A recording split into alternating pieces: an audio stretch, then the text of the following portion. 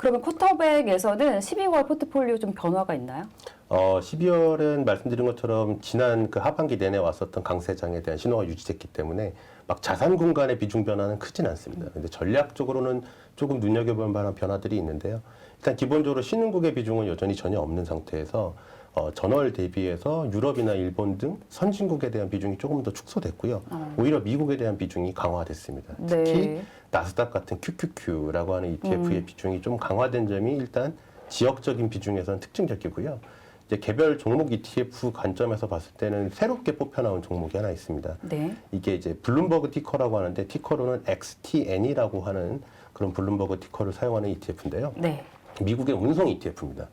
근데 생각하면 오미크론이 창궐했는데 여기서 운송하고 갸우뚱 하시는 분들이 계실 수 있는데 이 운송 ETF는 그 육상으로 운송하는 육상 운송, 그다음에 항공 화물 운송의 비중이 한 70% 이상을 차지하는 그런 ETF라고 보시면 됩니다. 그러니까 흔히 생각하시는 여행이나 이런 쪽은 아니고요. 오히려 이제 카고, 그러니까 화물이나 이런 운송에 관련된 것들인데 이게 왜 뽑혀놨지라고 생각을 하면 생각해보면 현재 미국의 물가를 자극했던 것들은 지금 화물에 직접 집체되어 있는 부분들, 결국 네. 물동량이 움직이지 않는 부분들. 병목 현상 같은 거. 현상이죠. 네. 그 공급의 병목 현상이 서서히 완화가 되고 있고 이런 물동량이 이동이 되고 있고 여기서 창출되는 신규 고용이 지난주 발표됐던 고용 지표에서 또 확인이 됐습니다. 네. 이런 것들로 미뤄봤을 때 오히려 이제 오미크론 같은 단기적일 수 있는 이슈보다는 미국의 중장기적으로 지금 눌렀던 뇌관을 다시 좀 해소하는 역할을 해주고 있는 것들을 뽑아냈다라고 해석을 하고 있습니다. 네.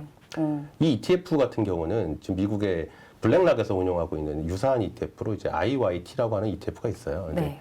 두 개는 굉장히 유사한 ETF입니다. 그렇지만 뭐 규모적으로는 IYT가 훨씬 더 사이즈가 큽니다. 그렇지만 보수는 훨씬 비싸고요.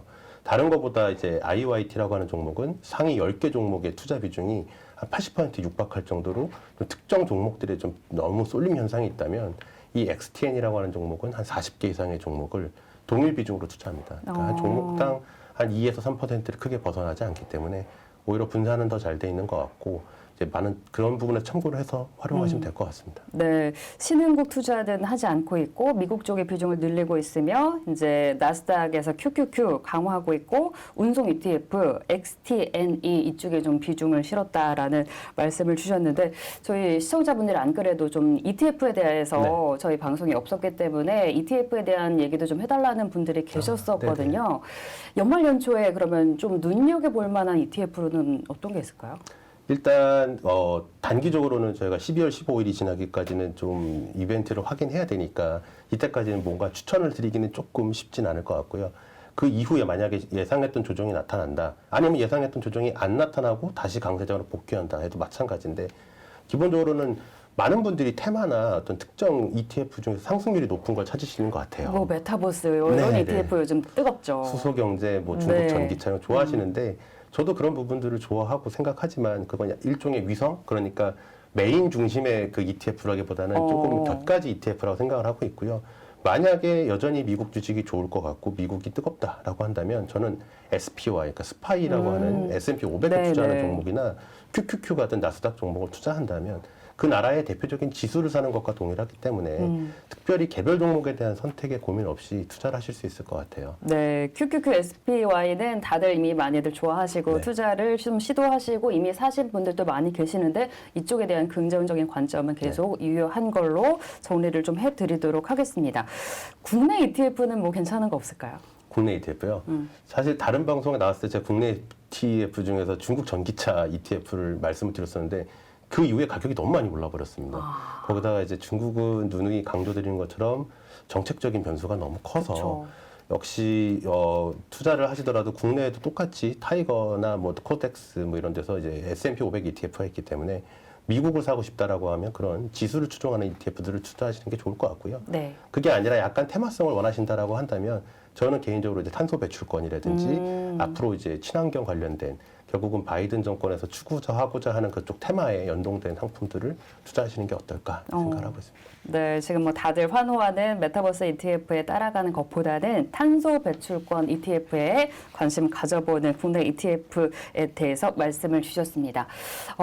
ETF에 대한 관심이 뜨거워요. 또 지금 장이 개인 투자자들의 수익 내기가 진짜 좀 녹록치 않다 보니까 ETF 사볼까 이런 분들이 진짜 많이 계시거든요. 좀 특징적인 ETF는 어떤 게 있을까요? 저희가 이제 아까 미국을 좋아한다라고 말씀을 드렸었는데 네. 미국을 투자할 때 저희도 고민이었습니다. 이제 미국이 좋으면 S&P 500을 따라가는 ETF를 사야 되는데 저희는 그것보다도 더 나은 수익률을 거둬야 되는 운용사이기 때문에 네. 미국의 S&P 500을 이기려면 뭐 어떻게 해야 될까?